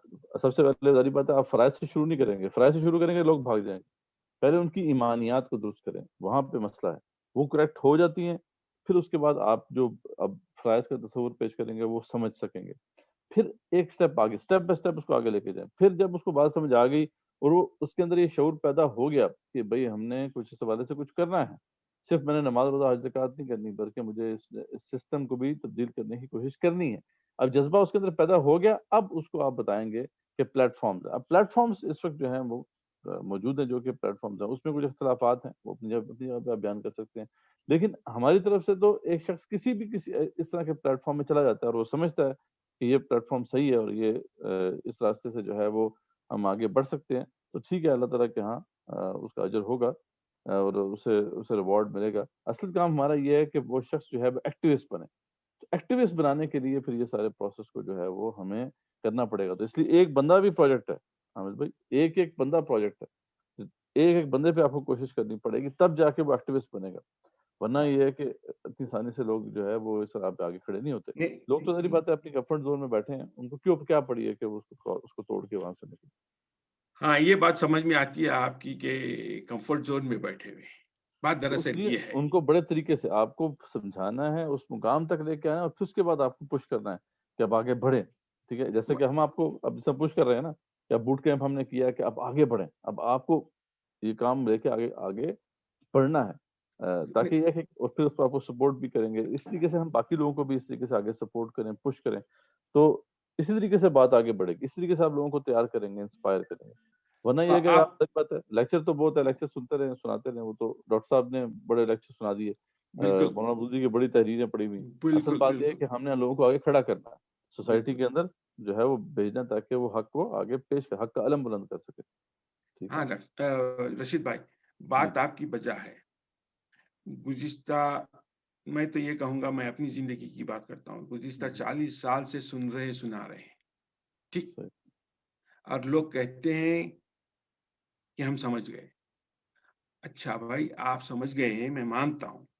आप अपनी कंफर्ट ज़ोन में से तो निकलना पड़ेगा आपको। उसके लिए तैयार नहीं है कौम, हाँ, उसके लिए उसके बिल्कुल लिए भी तैयार नहीं। और मैं देख रहा हूँ कि लोग समझते हैं कि 2 पैसे खैरात कर दे के, हाँ, ज़कात दे के उसमें मशगूल रहें। अब फिर वो कहते हैं कि आखिर जवाब ये आ जाता है, भाई ये काम तो बहुत बड़े हैं, ये तो अल्लाह ही करे, वो तो अपना जैसा कि हदीस शरीफ है कि हम वो अल्लाह जो है कायम करके बताएगा आखिर ज़माने कर में। देगा बस वो, अल्लाह हाँ, ताला कर बस देगा। हाँ, ये आके बड़ी मुश्किल हो जाती है रशीद भाई। इंसान हामिद भाई, हम अंग्रेज मुकल्लफ हैं, हाँ, बात को पहुंचाने के। हाँ, अब मैंने बताया था ना आपको, 2 किस्म के लोग मिलेंगे आपको जब भी आप बात पहुंचाएंगे। एक वो लोग हैं जो आपकी बात को समझना चाहेंगे, समझेंगे और आगे बढ़ने के अंदर उनके अंदर रगबत पैदा होगी। एक वो लोग हैं जो एराज करने वाले हैं, तो एराज करने वालों को आप सेकंड प्रायोरिटी पे रखें। जो आपके साथ चलना चाहते हैं, चाहे वो एक बंदा भी क्यों ना हो, आप उस पर पूरा फोकस करें, ताकि उसको इंश्योर करें कि वो भी एक्टिविस्ट बने। ये एक बंदा भी, जैसे तली से कहा था आपको सुनने के, एक बंदा भी आपकी वजह से राह हदायत पर आ गया, दुनिया माफी हा से बेहतर। तो एक बंदे को भी हमने एक्टिविस्ट बना दिया, तो ये हमारे लिए हो सकता है उखरवी निजात का जरिया बन जाए। तो इसलिए हमें कोशिश करनी है, एक एक बंदे पर फोकस करना है। बंदे मौजूद हैं, ऐसी बात नहीं है कि सोसाइटी में लोग खत्म हो गए, लोग करना भी चाहते हैं काम, लेकिन हमें उनको तलाश करना पड़ेगा। ये रेत का सहरा है और इसमें हीरे तलाश करनी। ठीक है जी, अल्लाह रहम तो कर। ऐसे ही अच्छा, है। ये एक बात, दूसरी बात बता दूं, इस मामले में औलाद बड़ी साथ देती है। اولاد کی اگر تربیت ہو جاتی ہے صحیح معنوں میں جس طریقے سے اولاد کو آپ آپ نے پریپیئر کرنا ہے، اور اس کے بالکل لیے بالکل خاص طور پہ وہ دعا جو ہے وہ جی پڑھیں، اور اس کی بڑی تاثیر ہے کہ جو ہم پڑھتے ہیں. ویسے تو جب بھی دعوت دینی، جب جی ہم جی دعوت دیں تو اس کو پڑھنی چاہیے. رب اشرح لی صدری ویسر لی امری واحلل عقدۃ من لسانی یفقہوا قولی واجعل لی وزیرا من اہلی. یہ ضرور یہ والا اسپیکٹ یاد کریں، کیونکہ یہ والی جو پارٹ، یہ والا پارٹ ہے نا، یہ اتنا اس کی تاثیر ہے کہ آپ کے گھر میں سے آپ کو انشاءاللہ ایسا بندہ ملے گا جو آپ کا ساتھ دے گا. نہیں اس میں بڑی خوشی ہوتی ہے. یہاں تک تو بات اچھی ہے، یہاں تک تو بات اچھی ہے، مگر باہر اس کو وہ بھی چاہتے ہیں ہوگا کہ انشاءاللہ، یہ بڑھے، ہم بھی ہوگا چاہتے ہیں انشاءاللہ، کہ یہ بڑھے. بالکل اور ملے گی آپ کو ہو پار نہیں رہا ہے کہ کوئی بل 7 دیکھیں جی. سال یہ باتیں ہم جو آپ سے سیکھا ہوں میں جی جی اس کی ہیلپنگ میں اللہ. مگر انشاءاللہ اس کے علاوہ اب دیکھیے آپ کی وہی باتیں جو بھائی عثمان نے کہی تھی اسی کو دوسرے انداز میں ہم بیان کرنے کی قابلیت بھی آگے ہمیں الحمدللہ. ماشاءاللہ یہ غلط نہیں ہے، بات آپ لوگوں کی صحیح ہے بالکل. صحیح مگر جہاں پہ الجھن ہو رہی ہے، جہاں پہ ہم رک گئے ہیں، اور خاص کر ابھی کووڈ نے تو ایک دوسرے سے ملنا ہی ختم کر دیا. ہاں وہ اور تو اس کووڈ میں سے جو تو بڑا مسئلہ ہے. ہاں، اور اس کی وجہ سے جو سامنے کی جو چہرہ باڈی لینگویج جس کو کہتے ہیں آپ، وہ یہ ختم ہو بڑا گیا. چیلنج.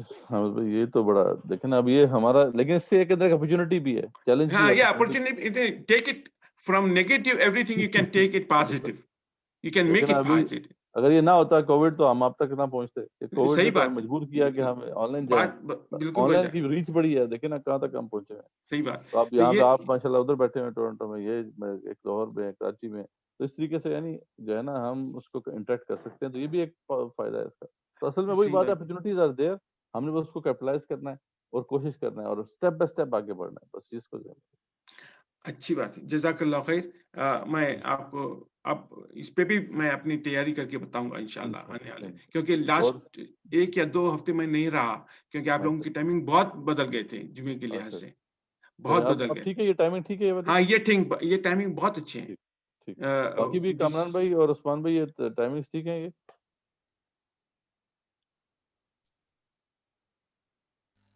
جی ٹھیک ہے ٹائمنگ. اچھا اور عثمان؟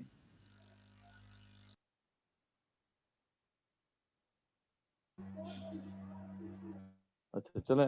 اور کامران بھائی آپ کی اور عثمان بھائی کے اور کوشچنس ہیں اس حوالے سے جو ہم نے ڈسکشن ابھی کی ہے؟ آپ کو مشکل درپیش ہو رہی ہے آپ جب دعوت دے رہے ہیں، یا آپ نے دعوت دینی شروع کی ہے کچھ اپنے لوگوں کو، اپنے ساتھیوں کو؟ کیونکہ ڈیفینیٹلی جیسا آپ نے ٹاپک کر لیا، اب آپ آگے اپنے دوستوں کو اس کا طریقہ کار یہ ہے، دوستوں سے بات کریں، رشتہ داروں میں بات کریں. آپ کا جو بھی سرکل آف انفلوئنس ہے، جہاں تک بھی آپ کی پہنچ ہے، آپ وہاں پہ لوگوں کو تلاش کریں. آپ کو ضرور منیبین مل جائیں گے. تو منیبین کو تلاش کر کے پھر ان کے ساتھ آپ زوم پہ سیشن شروع کر دیں. اصل کام یہ ہے کہ اب آپ نے اس بات کو آگے پہنچانا ہے، اب آگے پریزنٹ کرنا شروع کرنا ہے. اس میں کیا ہوگا کہ پھر آپ کو جب ان سے کویشچنز آئیں گے، اس میں کچھ کویشچن ہو سکتا ہے آپ خود جواب دے دیں، اور نہیں آتے تو آپ ہم اویلیبل ہیں آپ کے پاس، ٹھیک ہے، آپ ہمارے سے بھی پوچھ سکتے ہیں. تو اب آپ آگے بڑھنا ہے، ٹھیک ہے، اس کو اپلائی کرنا ہے اس نالج کو. سر یہ آپ نے ابھی ایک بڑی خوبصورت ایک جملہ بولا تھا کہ ڈاکٹر اسرار صاحب نے بھی بڑے لیکچر سنا دیے. مولانا سید کی مطلب کمال کی تحریریں ہیں، مطلب انتہائی سہل اور عام فہم انداز میں انہوں نے موٹی موٹی بڑی بڑی باتیں کنسپٹ سمجھا دی.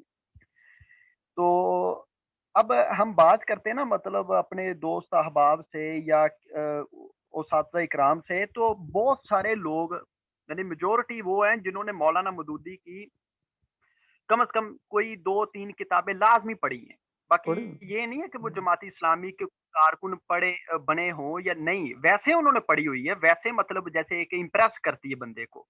جتنے بھی ٹیچر ہیں وہ کہیں بھی جاب کرتے ہیں، اکثر بات چیت ہوتی ہے نا تو ایک خوشی ہوتی ہے کہ چلیں یہ تو ماشاءاللہ. یعنی جہاں تک مولانا سید کی تحریریں ہیں وہ تو ہر گھر میں پڑھی مل جاتی ہے، کوئی بھی پڑھی لکھی فیملی ہو نا تو وہ ملتی ہے، یعنی دعوت پہنچی ہوئی ہے.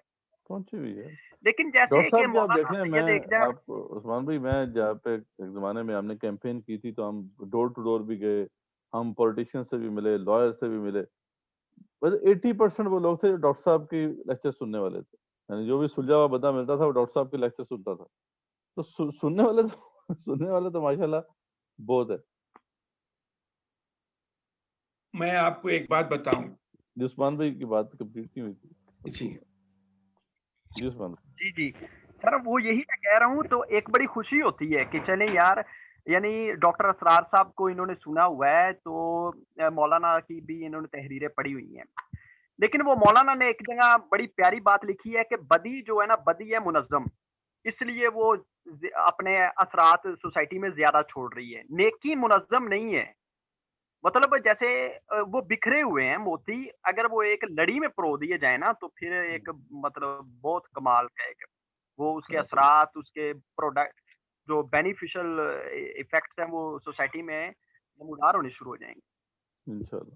تو یہی لیکن میں اصل میں سوچ رہا ہوں کہ عثمان بھائی بات جی یہ جی ہے نا کہ جو میں آپ سے کر رہا تھا کہ دیکھیں لوگ سمجھ تو لیتے ہیں, سمجھنا ایک بات ہے, لیکن اس سے آگے بڑھ کر اس پہ عمل کرنا, ایکٹ کرنا, ایکٹیوسٹ بننا, یہ ہے جو کہ اصل معاملہ جہاں پہ مشکل آتی ہے. اور وہ ذری بات ہے, جو میرا ایکسپیرینس ہے وہ تو یہی ہے کہ جب تک کہ ایمانیات کے تصور درست نہیں ہوں گے, ذری بات ہے ایک شخص نے دل میں ایک بات سوچ کے بیٹھا ہوا ہے وہ کہ بھئی آخر میں تو بخشا ہی جانا ہے اس نے, تو پھر تو ذری بات ہے وہ اپنے آپ کو کیوں چینج کرے گا. تو اس لیے وہ ایمانیات کے جو لیکچرز ہیں نا وہ بیسیکلی ایک بندے کو تیار کرتے ہیں اس کے لیے کہ وہ ایکٹیوسٹ بنے. تو اس لیے ہم کہتے ہیں کہ آپ بھی اس ایمانیات سے شروع کریں لوگوں کو, اور تاکہ پھر فرائض پر لے کر آئیں, تاکہ اس کو پھر آگے وہ آگے کھڑے ہو سکے. یہ بس مسئلہ ہے. اور اس کے لیے آپ کو ایک ایک بندے پہ محنت کرنی پڑے گی, نہیں ایسے لوگ کھڑے نہیں ہوں گے. آپ ایک بندے کو سمجھا دیں گے وہ سمجھ بھی جائے گا, ٹھیک ہے یار دین کا عالم قائم ہونا چاہیے, غالب بھی ہونا چاہیے, سب کچھ ہونا چاہیے, لیکن وہ میدان کارزار میں نہیں اترے گا. اس کے لیے آپ کو اس کے اوپر محنت کرنی پڑے گی, اس کو آپ کو پش کرنا پڑے گا, سمجھانا پڑے گا کہ بھائی اس کے بغیر نجات نہیں ہے. یہ جو راستہ ہے یہ ہماری نجات کا راستہ ہے, اس کے بغیر جو ہے ہم کچھ بھی نہیں کر سکتے. یہ چیزیں جو ہے ہمیں ایک ایک بندے پر فوکس کرنی ہوں گی, اور پھر اس کو آگے انیبل بھی کرنا ہوگا. یعنی ایک بندہ کہ آپ نے اس کو آپ نے اس کو سمجھا دیا, پھر آگے اس کو گائیڈ بھی کرنا ہے آپ نے. جیسے آپ کے ساتھ کر رہے ہیں, بوٹ کیمپ کر رہے ہیں, اس سے آپ بھی ان کو آگے گائیڈ کریں گے کیا کرنا ہے. کئی لوگ ہیں جیسے آپ جو اسلام میں لگے ہوئے ہیں, ایک تو ہے نا کہ بیسک فکر سے ہم گزاریں گے آپ سب کو جیسے آپ گزر رہے ہیں, اس کے بعد پھر آپ کی سکلز کے مطابق آپ کو لگانا ہے. تو ہر بندے کو اس کے سکل کے مطابق, اس کی سمجھ کے مطابق اس کو اس کام میں کھپانا, یہ اصل بات ہے. جیسے آپ نے کہا لڑی میں پرونا ہے, تاکہ سب جو ہے اپنے کام میں کھپ کے ایک بڑے کام کی طرف جو ہے کنٹریبیوٹ کرنا شروع کرے.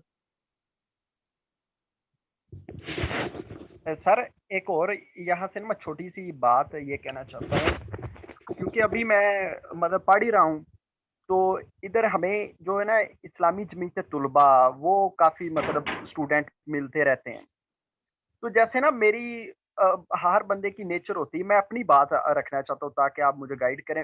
میں نا جیسے ایک ہوتا ہے نا نظم, یعنی اتنے بجے آپ نے یہاں پہنچنا ہی ہے, یہ کرنا ہے وہ کرنا ہے. میں نے یہ اندازہ میری یعنی مجھے یہ ایسا فیل ہوا ہے کہ اس میں نا جو ہوتا ہے نا انسان کا فکری یا سوچ بچار یا مطلب ایک اپنے آپ کو مطلب دل سے کرنا, وہ کام پیچھے ہو جاتا ہے. اور جیسے مطلب دوسروں کی بات ماننی ہے, کیا کریں امیر صاحب حکم دے رہے ہیں کہ ادھر پہنچنا ہے اتنے بجے, تو ایسی مطلب چیزیں بھی میں نے محسوس کی ہے. کیونکہ میرا پہلے تو یہ ابھی میں 2-3 ویک ہوئے ہیں, تو یہ بھی میں نے پھر دیکھا. پھر ایک اور یہ بڑی بات دیکھی ہے میں نے کہ ان جماعتوں میں جو کارکنان ہیں وہ اصل میں خود نہیں اتنا انہوں نے مولانا کی کتابیں پڑھی ہوتی ہے, لٹریچر سے وہ خود واقف ہوتے ہیں. یہ ایک بڑا نقصان ہے, بڑا افسوس ہوتا ہے کہ دیکھیں اس میں ایک بات تو عثمان بھائی یہ ہے نا کہ یہ نظم جو ہے نا مطلوب نہیں ہونا چاہیے. جہاں پہ یہ نظم مقصود بن جائے گا تو وہاں پہ یہ حال ہوگا جو آپ کہہ رہے ہیں کہ اگر آپ یہ نظم کو بالکل فالو سر. کرنا. نظم جو ہے نا وہ کسی مقصد کو اچیو کرنے کے لیے ہوتا ہے. یعنی اگر عثمان مشتاق ہے یا حامد سعید صاحب ہیں یا دو اور لوگ ہیں, اگر ایک بندہ جو ہے وہ آبجیکٹو کی طرف پیش رفت کر رہا ہے, آپ دیکھ رہے ہیں کہ یار وہ پڑھ بھی رہا ہے, وہ آگے کنٹریبیوٹ بھی کر رہا ہے, آگے دعوے بھی دے رہا ہے, تو اس کا مطلب ہے کہ وہ صحیح جا رہا ہے. یعنی اسے کہنا ہے کہ یار آپ پرٹیکولر خاص قسم کے نظم کا حصہ بن جائیں اور وہ جناب فلاں جو ہے وہ امیر ہے اس کے نیچے, یہ طریقہ کار جنگ میں ہوتا ہے. ٹھیک, یہاں پہ یہ ہونا چاہیے کہ یہاں پہ تو ابھی اس وقت یہ ہوتا ہے کہ آپ کو اس کے آبجیکٹیو دیکھنے ہیں, وہ اپنے مقاصد کو اچیو کر رہا ہے یا نہیں کر رہا. تو اصل میں یہ ایک ڈیلیما ہے کہ جب مقاصد فوکس میں نہیں رہتے تو پھر کیا ہوتا ہے, نظم فوکس بن جاتا ہے, اور جب نظم فوکس بن جاتا ہے تو پھر وہی ہوتا ہے جو آپ کہہ رہے ہیں, پھر ظاہری بات ہے انسان کی ساری فعالیت بھی ختم ہو جاتی ہے. تو اس کو ہم نے مد نظر رکھ کے یہ کام کرنا ہے. اس لیے اصل بات ہے کام کرو, نظم میٹر نہیں کرتا, کام میٹر کرتا ہے. آپ کیا کنٹریبیوٹ کر رہے ہیں, اپنی لائف کو کیسے امپروو کر رہے ہیں, اور آپ کی شخصیت سے پھر یہ دعوت کس طرح آگے پھیل رہی ہے, وہ میٹر کرتا ہے. اور یہ جس طرح مرضی آپ کریں، یعنی اس کے لیے کوئی وہ نہیں ہوتا کہ آپ خاص کسی پیٹرن کے مطابق کریں گے. آپ اپنے مطابق، اپنے جس طرح جو آپ کی انڈرسٹینڈنگ ہے، سمجھ، اس کے مطابق اسے کریں. ہاں ایز لانگ ایز کہ وہ ریزلٹس اچیو کر رہا ہے، وہ صحیح ہے بالکل. ٹھیک ہے نا. جزاک اللہ سر. سر ایک آخری چھوٹی سی بات ہاں سر، مطلب یہ جو آپ نے، یہ آپ ہی کے تھرو مجھے یہ کنسیپٹ ملا ہے کہ یہ جو کائنات اللہ نے بنائی ہے، وہ اللہ چاہتا ہے کہ جیسے یہ ستارہ اس نے بنایا ہے تو وہ چاہتا ہے کہ یہ اور چمکے دمکے پالش ہو، یہ اور لوگوں کو روشنی فراہم کرے، فائدہ دے. اب یہ پوری کائنات اللہ نے ڈیزائن کی ہے. اس میں جب ملک ہی لے لیں، اب ملک میں ہر ادارہ موجود ہے، یعنی ہر قسم کا، ادھر رکشہ چلانے والے بھی لوگ ہیں، بڑے سے بڑا بیوروکریٹس بھی بنی ہوئی ہے، سارے ادارے موجود ہیں. اب جب یعنی پہلے یہ میں اپنی فیلنگز بیان کر رہا ہوں، جب میں یعنی دوسرے کو دعوت دینا چاہتا ہوں نا، تو میں اس پیشن سے دیتا ہوں کہ یہ سب کچھ چھوڑ چھاڑ کے نا، یہ پورے انسان، پوری دنیا چھوڑ چھاڑ کے یہ سارے ادھر آ جائیں. حالانکہ یہ امپاسبل ہے، یہ پوری مطلب یہ یعنی یہ ناممکن ہے، یہ بات ہو ہی نہیں سکتی. تو یہ اگر ہوتی تو حضور کے دور میں ہو جانی تھی. یعنی تو یہ اس کو ذرا بیلنس کر کے، یا جیسے اب نا یہ اچھی نہیں، ایک وقت ایسا ہو جاتا ہے یہ تو اب یعنی یہ بھی ہوتا ہے کہ دوسرا کوئی بندہ کام کر رہا ہے نا، جیسے کوئی ادارہ اس نے بنایا ہے، وہ لوگوں کی خدمت بھی کر رہا ہے، تو اس پر بھی تپ چڑھتی تھی یار یہ کیسا بندہ، یہ سب کچھ چھوڑ چھاڑ کے ادھر دین کی طرف کیوں نہیں آتا، اس کی طرف نہیں. یہ حالانکہ یہ غلط ہے، یہ غلط ہے. یعنی وہ اب آپ کے اس یعنی کورسز سے مجھے یہ فائدہ ہوا ہے کہ یہ جو جہاں جو انسان ہے وہ وہیں رہ کر اور وہیں وہ پرفارم کرے، تو کمال یہ ہے. تو اس میں جو ہے دونوں بیلنس ہے اس میں. دیکھیں عثمان بھائی، بات یہ ہے کہ مطالبہ ٹھیک ہے اپنی جگہ پہ سب کچھ کھپا دینے کا، لیکن ایسے نہیں کھپا دینا. یعنی بات ہے کہ اپنی لائف کو پلان کریں. جیسے ڈاکٹر صاحب بھی کیا کرتے تھے، انہوں نے مجھے بھی گائیڈ کیا کہ آپ اپنی جیسے 40 سال کی عمر تک، وہ کہتے ہیں میں نے بھی کام کیا، تو اپنے آپ دنیا کے معاملات کو بھی سیٹل کریں، اس کو بھی یہ دیکھیں. پھر اس کے بعد آپ ایسا پلان کریں اپنی لائف کو کہ 40 سال کے بعد آپ کا کوئی ایسا سیٹ اپ بنے کہ جس میں آپ دنیا آپ کی کم ہو جائے اور آخرت کے لیے زیادہ آپ کام کر سکیں. تو وہ اپنی جگہ پہ ایسا ریکوائرمنٹ ہے. لیکن یہ جو تصور ہے کہ بالکل سب کو چھوڑ کے ایک بندہ آ جائے، تو یہ ایک بوجھ بن جائے گا وہ دوسرے کے اوپر. ٹھیک ہے، تو یہ صحیح طریقہ نہیں ہے. اس وقت تک آپ اپنا پورا کریں سب کچھ جو بھی آپ نے کرنا ہے، ساتھ ساتھ دین کو بھی رکھیں. دین کا جو ذمہ داری ہے اس کو بھی ساتھ نبھائیں، ان ذمہ داریوں کو بھی نبھائیں. ہاں 40 سال کے بعد اپنی لائف کو پلان کریں. اگر کوئی اور چیز شروع کر سکتے ہیں آپ کریں. اس سے یہ فائدہ ہوتا ہے کہ جناب آپ جو ہے اب زیادہ ٹائم جو ہے دین کے لیے دے سکتے ہیں. تو بہرحال اس طریقے سے کرنا چاہیے. وہ سب کچھ چھوڑنے والی بات جو ہے نا، انسان خود دنیا میں بھی خوار ہوتا ہے اور وہ دین کا کام بھی صحیح طریقے سے نہیں کر سکتا. تو یہ چیز صحیح طریقہ نہیں ہے. سر میں ایک اور، جب میں نے میٹرک کی تھی نا، تو یہ ڈاکٹر صاحب کو پڑھا کہ انہوں نے MBBS چھوڑ کر ادھر اللہ کے دین کے لیے کام کیا ہے، تو تب میرا بہت خواہش پیدا ہوئی تھی کہ میں جو ڈاکٹر صاحب نے قرآن کالج بنایا ہے نا، میں وہاں ایڈمیشن لوں اور میں وہیں پڑھوں وہ سارا کچھ.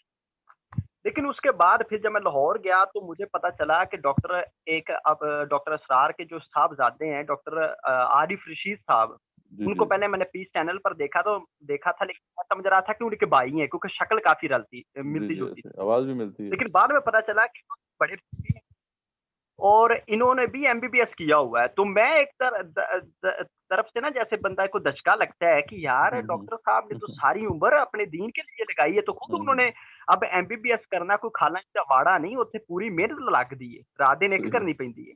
تو میں نے کہا انہوں نے اچھی خاصی محنت کی ہے. پھر مجھے پتا چلا کہ ایک ان کے آصف یعنی جو امیر صاحب ہیں، انہوں نے ایم اے کیا ہوا ہے. تو میں پھر جب میں نے پڑھا کہ مولانا مودودی صاحب کی بیٹیوں نے MA انگلش کیا ہے، یہ کیا ہے، وہ کیا ہے، وہ تو مطلب ان کے بیٹے بھی، تو پھر میرے یہ بڑا ایک شوکنگ قسم کا، یعنی میں ہلا تھا کہ یہ وہ بندے ہیں کہ جو کہہ رہے ہیں کہ سب کچھ تج کر تن من دن اپنا دین کو دو، تو یہ خود وہ، تو پھر مجھے پتا چلا نہیں میں غلط ہوں، میں نے غلط وہ کنسپٹ ہے. تو یہ اللہ تعالیٰ کا بہت میں خود جو ہے وہ 2006 میں جب پاکستان آیا تھا تو میں ڈاکٹر صاحب کے پہنچ گیا تھا. میں نے کہا تھا جی حاضر ہوں، سب کچھ قربان کرنے کو تیار ہوں. تو یا تو اللہ بھلا کرے میں ڈاکٹر صاحب کے پاس پہنچ گیا، اگر کسی اور کے پاس پہنچتا تو میری زندگی برباد ہو چکی ہوتی ہے ابھی تک تو بالکل ڈاکٹر صاحب نے مجھے سمجھایا کہ دیکھیں ابھی آپ نے 40 سال تک، وہ ڈاکٹر صاحب کا وہ ہوتا تھا پروگرام کا، 40 سال کی عمر تک آپ اپنا پلان کریں لائف کو، آپ اپنی ڈگری بھی کمپلیٹ کریں، جاب بھی کریں سب، لیکن 40 سال کی عمر کے بعد کچھ ایسی اپنے پلاننگ کریں کہ پھر آپ زیادہ وقت دین کے لیے دے سکیں. اس وقت تک کہ وہ ڈاکٹر صاحب یہ کہتے تھے گریجولی آپ خود بھی دین میں اتنے آہستہ آہستہ جو ہے اتریں گے اور پھر اس میں آپ زیادہ بہتر طریقے سے کنٹریبیوٹ کر سکتے ہیں. اور ڈاکٹر صاحب نے پھر اپنی مثال بھی دی. تو ڈاکٹر صاحب جس کو بھی جو جاتا تھا اس کو یہی وہ دیتے تھے، اپنے بیٹوں کو بھی انہوں نے یہی کہا. تو اصل میں یہ ہمیں اصل میں کرنا چاہیے. یہ نہیں ہے طریقہ جو ہے سب کچھ چھوڑ کے، وہ سب کچھ چھوڑ کے تو انسان پھر خود ہی دوسروں کے اوپر پھر ڈیپینڈنٹ ہو جاتا ہے. تو وہ تو بالکل مناسب بات نہیں. اجازت دیجیے مجھے جزاک نکلنا اللہ ہے. خیر، جزاک اللہ جی، جزاکم اللہ. ہم بھی بس اسے کنکلوڈ کریں گے. تو اصل بات یہ ہے ان ساری ڈسکشنز کا کہ اصل بات وہ ان سب کو سمجھیں چیزوں کو اور ہم آگے بڑھیں. تو انشاءاللہ صحیح ٹریک پہ ہم آگے بڑھ رہے ہیں انشاءاللہ. اب اپنا ٹاپک جو ہے وہ آپ ضرور لکھوا دیا کریں بابا بھائی کو، تو تاکہ جو ہے کہ اس سے نیکسٹ اسٹیپ پہ ہم جائیں، تاکہ یہ پروسیس چلتا رہے ہمارا. ٹھیک ہے، آگے انشاءاللہ پھر رمضان بھی آ رہا ہے، رمضان کے لیے بھی ہم ایک پروگرام کریں گے انشاءاللہ. تو ہر ایک کو وہی ٹاپک کرنی پڑے گی یا الگ الگ ٹاپک کر سکتے ہیں؟ آپ مجھے نہیں پتا آپ نے لاسٹ ٹائم کون سا ٹاپک کیا تھا. میں تو تھا ہی نہیں، تو کرا ہی نہیں. آپ جو بھی سنیں آپ میں سے آپ سن لیا. ہاں تو آپ ایمانیات سے اگر شروع کیا ہو تو آپ نے حقیقت ایمان پہلا ٹاپک تھا، بعد میں شرک ہے، اس کے بعد پھر آپ اس طرح شروع کر سکتے ہیں. جیسے ابھی اس نے عثمان بھائی نے اگر ادھر سے شروع کیا ہے دین و مذہب کا فرق، تو آگے فرائض پہ چلے جائیں، کوئی مسئلہ نہیں. وہ پہلے وہ کر لیں، پھر بعد میں ایمانیات کر لیں گے. لیکن یہ کہ ہم کوشش کریں گے کہ آپ سب ان جو ٹاپکس ہیں ان سے گزریں. آپ ایک دفعہ اس کو پریزنٹ کریں ہمارے سامنے اور آپ کو ہم جج کریں، تاکہ پھر یہ ہے کہ آپ سب لوگ جو ہے نا وہ بڑے کلیئرٹی کے ساتھ آپ سب کو یہ بات سمجھ میں آئے. جزاک اللہ خیر. السلام علیکم. تو بہت شکریہ جی سب لوگوں کا. اللہ تعالیٰ جو ہے ہمیں توفیق دے کہ ہم اس راہ میں جو کچھ بھی اپنا کھپا سکیں وہ کم ہے برحق، لیکن اللہ تعالیٰ مزید توفیق عطا کرے کہ ہم جو ہے اس میں مزید جو ہے آگے بڑھتے رہیں. ہر اگلا دن جو ہے ہمارا پچھلے دن سے بہتر ہو اور ہم داعی اللہ جو ہے وہ صحیح معنی میں بن سکے. تو اسی دعا کے ساتھ میں ختم کرتا ہوں. آخر دعوانا الحمدللہ رب العالمین، الصلاۃ والسلام علی رسولہ وعلی آلہ وصحبہ اجمعین برحمتک یا ارحم الراحمین.